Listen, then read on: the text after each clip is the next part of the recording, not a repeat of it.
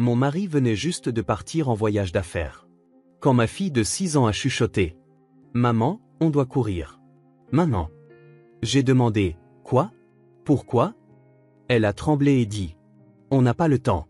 Il faut quitter la maison tout de suite. » J'ai attrapé nos sacs et j'ai tendu la main vers la porte.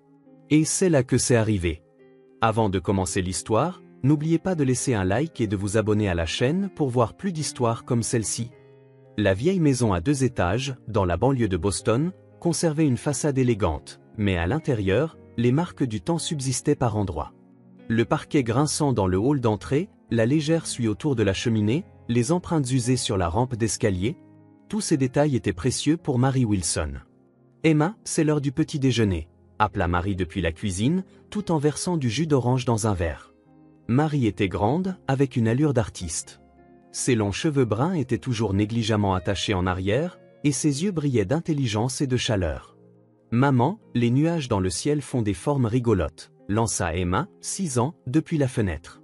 C'était une enfant à l'imagination débordante, capable de transformer la moindre observation en aventure. « Oui, c'est vrai, mais nous n'avons pas le temps aujourd'hui. Ton père est occupé aussi. » Richard descendit, sa tasse de café à la main. C'était un homme qui soignait toujours son apparence. Grand et séduisant, il affichait un sourire charmant, surtout envers les personnes liées à son travail.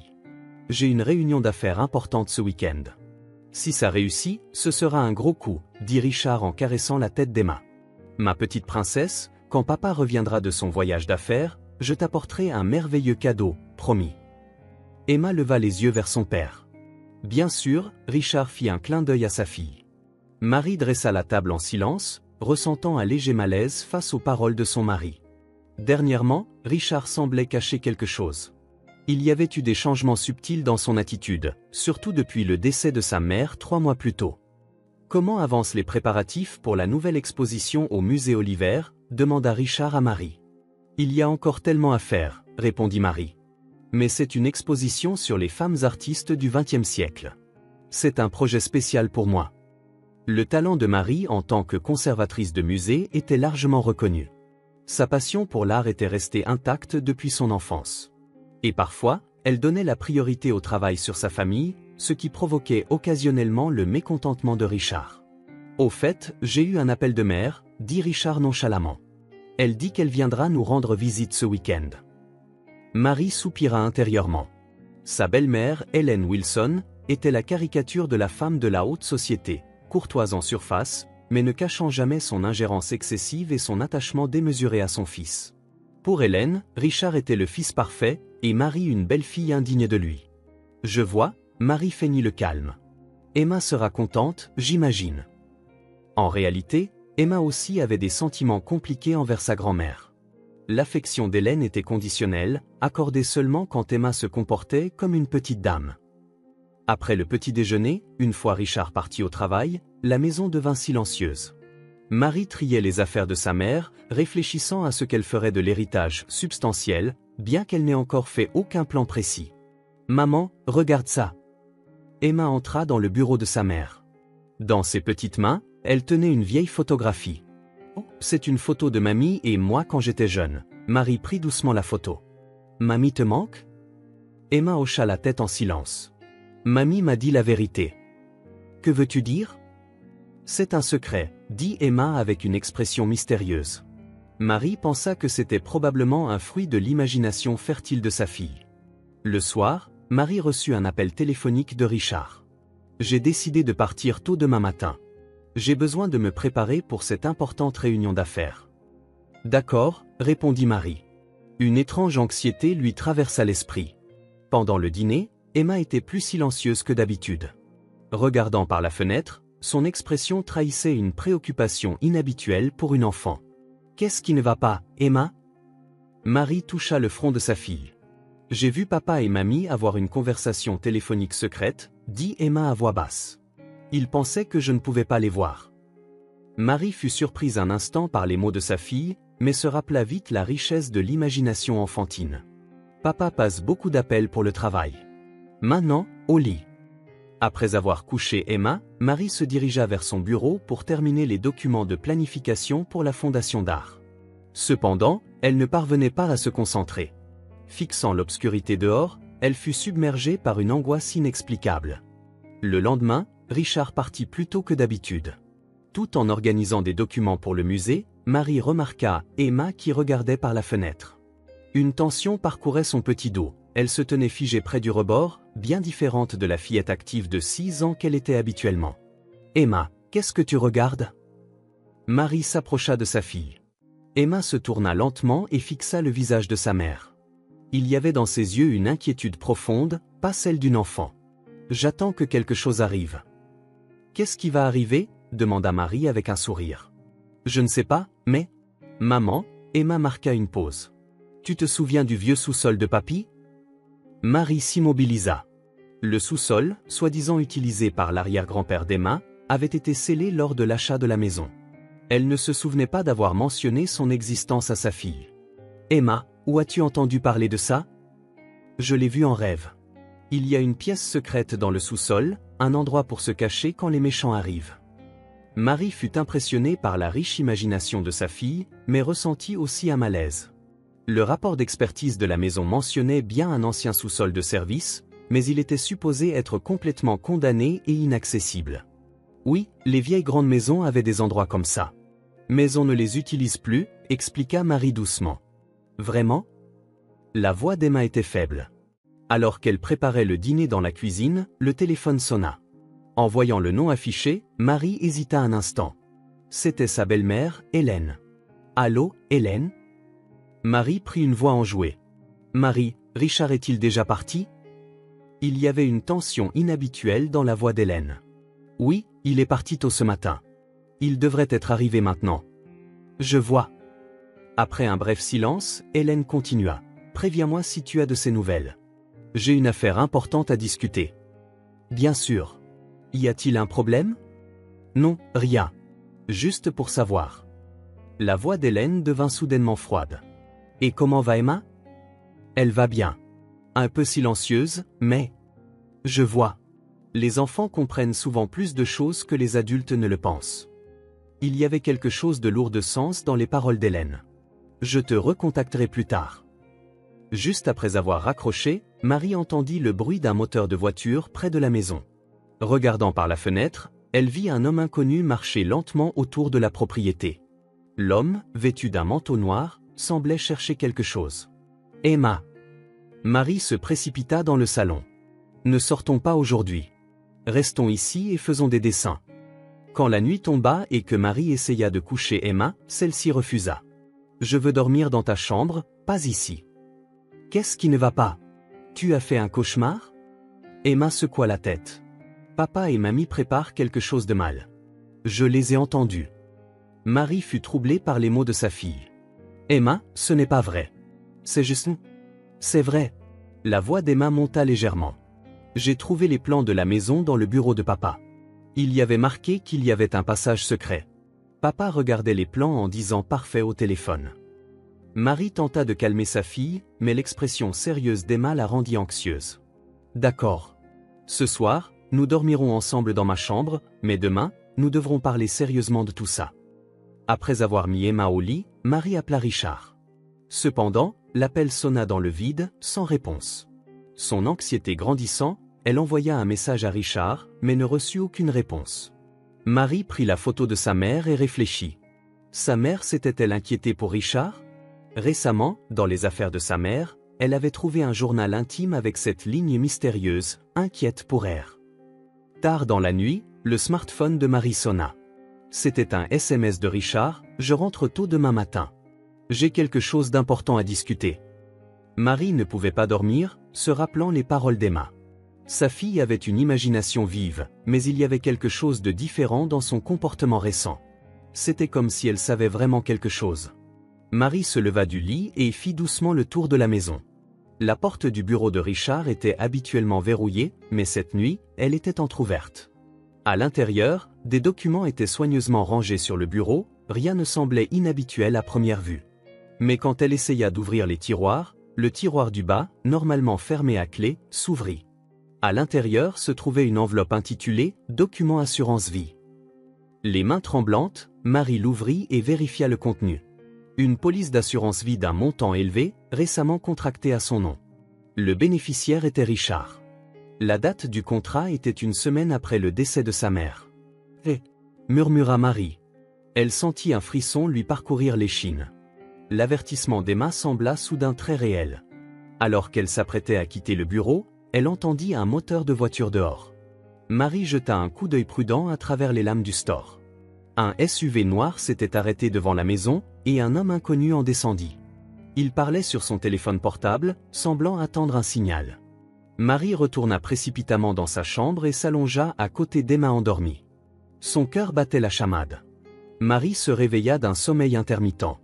La lumière du matin qui filtrait par la fenêtre était encore faible, l'horloge indiquait 5h30. Elle contempla le visage paisible d'Emma endormie à côté d'elle et se sentit quelque peu soulagée. Cependant, cette paix fut de courte durée. Un faible bruit attira son attention. Le son d'une portière de voiture se fermant devant la maison. Dans le silence matinal, le son résonna étrangement fort. Richard était-il de retour? Quelle était cette discussion importante qu'il avait mentionnée? Les documents d'assurance vie qu'elle avait trouvés la nuit dernière lui revinrent en mémoire. Juste au moment où Marie allait se lever, la petite main d'Emma agrippa fermement son bras. Quand Marie se tourna, Emma était déjà réveillée, fixant sa mère avec une expression terrifiée. « Maman !» La voix d'Emma tremblait. « Il faut s'échapper, tout de suite !» Il y avait une urgence dans cette petite voix. Marie, confuse, fixa le visage de sa fille. « Quoi? Pourquoi ?» Emma tremblait visiblement de peur. Son petit corps était raide de tension, et ses yeux étaient humides de larmes. « Il n'y a pas de temps. Il faut quitter la maison, maintenant. » Marie était perdue.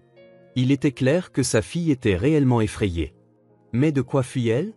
De Richard, ou de l'homme suspect qu'elle avait vu la nuit dernière? Quoi qu'il en soit, la peur d'Emma était réelle. Marie sentit instinctivement qu'elle devait faire confiance à sa fille. « D'accord, décida Marie. Habille-toi vite et prends seulement le nécessaire. » Elle attrapa rapidement un petit sac dans le placard et y mit de l'argent liquide, les passeports, un téléphone portable et le médaillon souvenir de sa mère. Emma enfila précipitamment ses vêtements et serra contre elle sa peluche préférée. « Maman, dépêche-toi » pressa Emma anxieusement, regardant par la fenêtre. Des bruits de pas se firent entendre à la porte d'entrée. Le son d'une clé tournant dans la serrure, puis plusieurs bruits de pas. Le cœur de Marie s'emballa. « Emma, on dirait que papa est rentré » dit Marie, essayant de paraître calme. « Avons-nous vraiment besoin de partir? Ne devrions-nous pas lui parler ?» Emma secoua vigoureusement la tête. « Non. Papa et mamie essaient de tuer maman. Ils veulent l'argent que mamie a laissé. » Marie suffoqua aux mots de sa fille. « Emma, pourquoi dis-tu une chose pareille? » « Je l'ai entendu.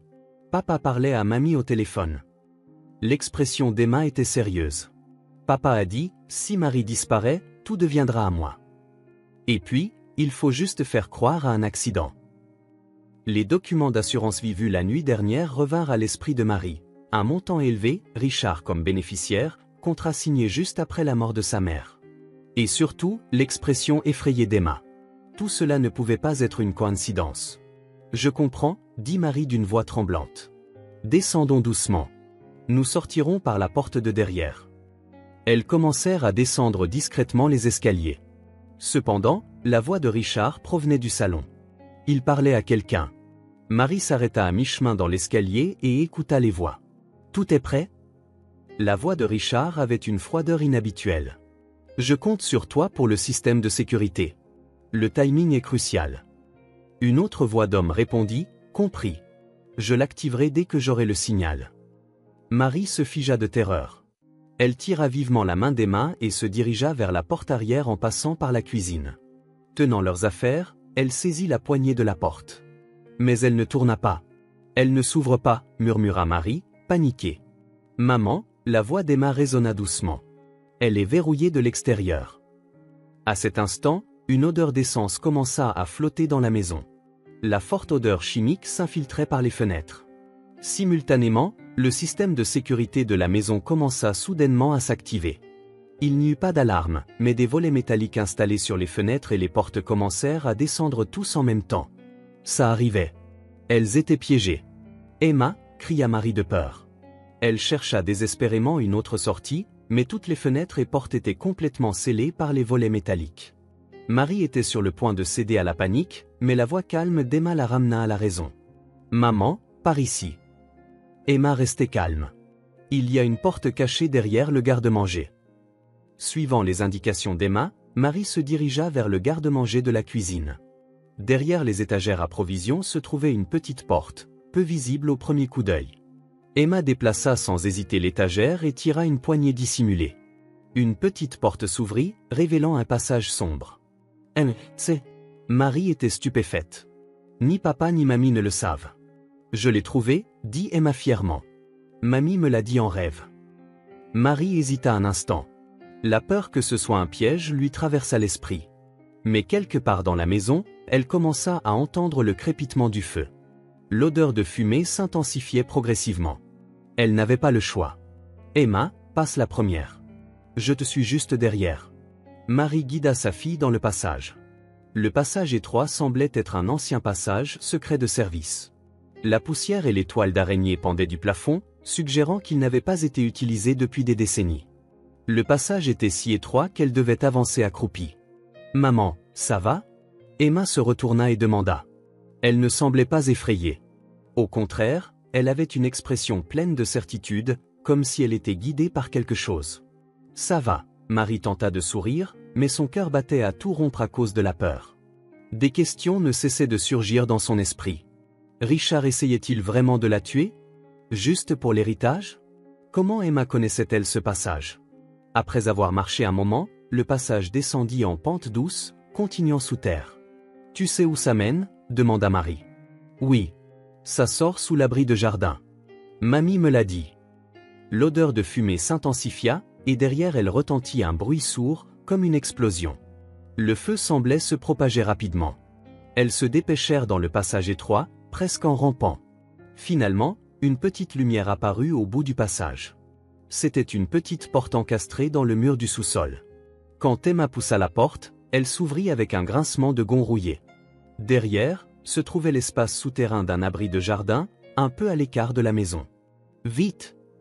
Marie souleva Emma et se précipita dans les escaliers de l'abri. Quand elles ouvrirent la porte de l'abri, l'air frais du matin les accueillit. En regardant en arrière, la maison était déjà la proie des flammes. Une épaisse fumée noire montait dans le ciel, et le son des sirènes se rapprochait dans le quartier. « Maman, allons chez Barbara », suggéra Emma. Barbara était une amie proche de Marie qui habitait 2 maisons plus loin. Marie serra fort Emma dans ses bras. « Emma, tu m'as sauvé la vie. » Emma leva les yeux vers le visage de sa mère. Il y avait un calme d'adulte dans ses yeux. « Mamie veille sur nous. » Elle était au courant du plan de papa. Marie trembla aux mots de sa fille. Il y avait une certitude en eux qui semblait dépasser l'imagination d'une enfant. Elles se précipitèrent chez Barbara. Barbara préparait justement son café du matin. Quand elle ouvrit la porte, elle vit Marie et Emma, couvertes de suie. Leurs expressions étaient marquées par une terreur indescriptible. « Marie, que s'est-il passé ?» Barbara les fit entrer rapidement. « Barbara, appelle la police. » La voix de Marie tremblait. « Richard a mis le feu à la maison. Il a essayé de nous tuer. » Bien que les mots soient difficiles à croire, Barbara n'hésita pas à prendre le téléphone. Par la fenêtre, la fumée noire s'élevait déjà, et le son des sirènes se rapprochait. Le temps que la police et les pompiers arrivent, la maison des Wilson était déjà entièrement la proie des flammes.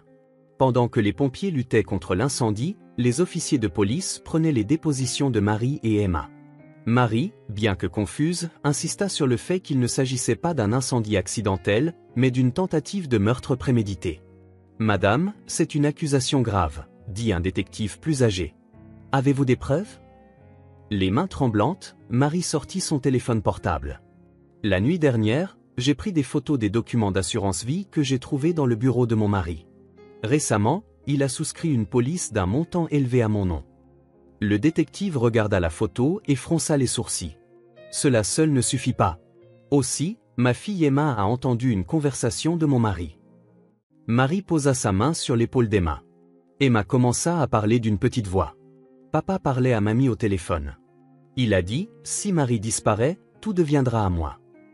Puis il a dit, l'astuce, c'est de faire croire à un accident. Le détective regarda Emma avec bienveillance. Quand et où as-tu entendu ça? Il y a 3 jours. Devant le bureau de papa, répondit Emma avec précision. Papa parlait au téléphone et ne m'a pas remarqué. Puis il regardait les vieux plans de la maison. Il a dit que la modification du système de sécurité était terminée. Dans l'après-midi, la situation sur les lieux avait radicalement changé. L'enquêteur des incendies annonça ses conclusions préliminaires, c'est clairement un incendie criminel. Des traces d'essence ont été détectées autour de la maison. De plus, le système de sécurité a été délibérément modifié pour permettre le verrouillage à distance des fenêtres et des portes depuis l'extérieur. Les détectives se hâtèrent de localiser Richard Wilson. Il apparut rapidement que son prétendu voyage d'affaires était un mensonge. Ses collègues de travail témoignèrent, nous n'avions pas entendu dire que Richard partait en voyage d'affaires. Le soir, Richard fut retrouvé dans une station-service sur l'autoroute et arrêté. Des documents d'usurpation d'identité et une grande quantité d'argent liquide furent trouvés dans le coffre de sa voiture. « Je suis innocent », cria Richard dans la salle d'interrogatoire. « Tout ça, c'est le plan de ma mère. Elle m'a forcé. » Helen Wilson fut également arrêtée à son domicile. Au début, elle garda son sang-froid, mais quand elle apprit que Richard la blâmait, son attitude changea complètement. « Ce fils ingrat. J'ai tout sacrifié pour lui. » Au fur et à mesure de l'enquête, toute l'étendue de l'horrible plan fut révélée. Richard était en réalité en grave difficulté financière. Son poste dans la société d'investissement n'était qu'une façade, et il était endetté depuis des années. De plus, il avait une maîtresse et prévoyait de commencer une nouvelle vie en utilisant l'héritage laissé par la mère de Marie. « Il semble qu'il menait une double vie depuis des années », expliqua le détective à Marie. « Après la mort de votre mère, il a jeté son dévolu sur sa succession. Il semble être devenu impatient quand vous n'avez pas décidé quoi faire des actifs. »« Je me demande si ma mère avait remarqué quelque chose, » murmura Marie. Étonnamment, des preuves furent trouvées dans le journal intime de la mère de Marie, montrant qu'elle avait perçu la vraie nature de Richard. Il y avait une entrée indiquant « Richard m'a approché pour un investissement, mais j'ai refusé après avoir appris que sa société était en difficulté financière. » Elle avait essayé d'avertir Marie mais était décédée subitement de maladie. Le procès commença 3 mois plus tard. L'accusation présenta de nombreuses preuves. De nombreuses conversations planifiées entre Richard et Helen furent découvertes sur le téléphone portable de Richard, révélant des plans détaillés pour faire croire que Marie et Emma étaient mortes dans un accident. L'accusé, Richard Wilson, a méticuleusement planifié de tuer sa femme et sa fille pour obtenir l'héritage, déclara le procureur au jury. Il a modifié le système de sécurité de la maison et exécuté le plan de sang-froid consistant à piéger sa femme et sa fille et à mettre le feu à la maison. La défense tenta de remettre en question l'état mental de Richard, mais il changea soudainement de stratégie et tenta de rejeter toute la responsabilité sur Helen. Mère me manipulait. Je ne pouvais pas échapper à son contrôle. Cependant, cette stratégie se retourna contre lui. Helen, furieuse, témoigna avec une franchise surprenante de ses années de dévouement et de contrôle sur son fils, ainsi que de son propre rôle dans ce plan. J'étais déterminée à tout faire pour le bonheur de mon fils. Marie n'était pas digne de lui. Je pensais que si elle disparaissait, Richard pourrait atteindre le succès qui lui était destiné. Mais le témoin le plus important du procès fut Emma.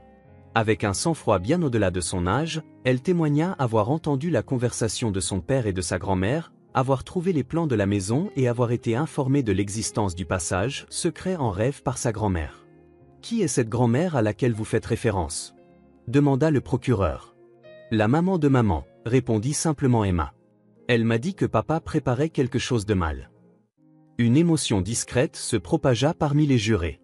La croyance pure et le courage d'une fillette de 6 ans avaient sauvé 2 vies. Finalement, Richard et Helen furent tous deux reconnus coupables. Richard fut condamné à 15 ans de prison pour tentative d'incendie criminel et tentative de meurtre, tandis qu'Helen reçut une peine de 8 ans pour complicité. À la sortie du tribunal, Marie serra fort Emma dans ses bras. « Tu nous as sauvé la vie, Emma. » Emma leva les yeux vers sa mère. « Maman, on n'est plus que toutes les deux maintenant, n'est-ce pas ?»« Non, nous avons l'une l'autre, » sourit Marie. « Et il semble que mamie veille aussi sur nous. » Elles s'éloignèrent, main dans la main. 6 mois après le procès, par un après-midi d'automne, Marie regardait par la fenêtre de sa nouvelle maison le jardin où dansaient les feuilles mortes. Cette maison, achetée dans une petite ville de la banlieue de Boston, était beaucoup plus petite que leur ancienne demeure luxueuse, mais elle était remplie de chaleur. Maman, regarde. Emma rentra de l'école et lui montra un dessin. La maîtresse a dit que mon dessin serait dans l'exposition d'art. Marie prit le dessin de sa fille. Il représentait 3 femmes, Marie, Emma et la mère de Marie. C'est magnifique, Emma. Mamie serait contente aussi. Emma sourit. Maman, je suis contente de t'avoir dit de t'échapper ce jour-là. Moi aussi, Marie étreignit sa fille. Depuis cet incident, Emma avait fait preuve d'une résilience remarquable avec l'aide du psychologue Michael Foster. Elle s'était fait des amis dans sa nouvelle école et commençait à développer ses talents artistiques. Marie elle-même avait également repris son travail au musée Oliver tout en gérant ses blessures émotionnelles. Elle avançait également dans ses projets de création d'une fondation pour soutenir les jeunes femmes artistes, en utilisant une partie de l'héritage de sa mère. « Tu as décidé d'un nom pour la nouvelle fondation ?» demanda Emma. « Je pense l'appeler Rêve inversé. » Cela signifie un premier pas vers un nouveau rêve, répondit Marie avec un sourire. Pendant ce temps, les jours de Richard en prison étaient sombres. Il demandait à plusieurs reprises une réduction de peine, continuant à clamer « C'est une fausse accusation créée par les délires de ma femme et l'imagination de ma fille. » Cependant, les preuves présentées par l'accusation étaient accablantes. Ses collègues de son entreprise témoignèrent également de ses années de malhonnêteté et de mensonges. Le plus ironique fut l'effondrement de la relation entre Richard et sa mère Hélène. Le fait que Richard ait rejeté la faute sur sa mère pendant le procès avait créé une rupture irréparable entre eux. Hélène était isolée en prison et était surnommée la prisonnière la plus pitoyable. Elle ne répétait qu'aux autres détenus « C'était pour mon fils ». Un jour, Marie faisait un dernier tri des affaires de sa mère. Parmi de vieux carnets, elle trouva une enveloppe. À l'intérieur se trouvait une lettre manuscrite de sa mère indiquant « Richard m'a approché pour un investissement, mais j'ai refusé. J'ai découvert que sa société était en difficulté financière. » La date était 2 semaines avant la mort de sa mère. Marie remit cette lettre à la police. Cela entraîna une enquête supplémentaire sur Richard, et des soupçons commencèrent également à émerger concernant la mort de sa mère, dont la cause avait été considérée comme naturelle. Marie tenta de repousser cette pensée. La veille de Noël, Marie et Emma passaient du temps devant la cheminée. Le psychologue d'Emma, Michael, avait également été invité, et tous 3 partageaient une soirée chaleureuse. Au cours des 6 derniers mois, Michael était progressivement entré dans la vie de Marie et Emma. D'abord professionnellement, puis en tant qu'ami, et maintenant comme une sorte de membre de la famille. « Maman, » demanda soudain Emma, « qu'est-ce qu'une vraie famille ?» Marie réfléchit un instant et répondit doucement, « Ce ne sont pas les liens du sang, mais le fait de prendre soin les uns des autres et de se protéger. » Emma hocha la tête comme si elle comprenait et dit, « C'est pour ça qu'on a pu devenir une vraie famille. » Après avoir réfléchi un peu plus, elle continua, « Mamie et papa n'étaient-ils pas une famille ? Ils s'aimaient, mais ce n'était pas un amour sain, » expliqua Marie doucement. Le véritable amour signifie souhaiter la liberté et le bonheur de l'autre. Il ne s'agit pas d'utiliser quelqu'un pour ses propres désirs. Emma regarda Michael et sourit. « Et Michael ? Est-ce que Michael peut faire partie de notre famille ?» Les 2 adultes échangèrent un regard, et les joues de Marie rougirent. Michael sourit gentiment et répondit, « C'est quelque chose dont nous parlerons tous ensemble un jour. » La neige avait commencé à tomber doucement dehors. Un sentiment d'attente d'une nouvelle année et d'un nouveau départ enveloppait cette petite maison. Marie serra fort Emma dans ses bras. « Ton courage a créé notre nouvelle vie. » Avec ces mots, elle faisait un pas vers un avenir radieux.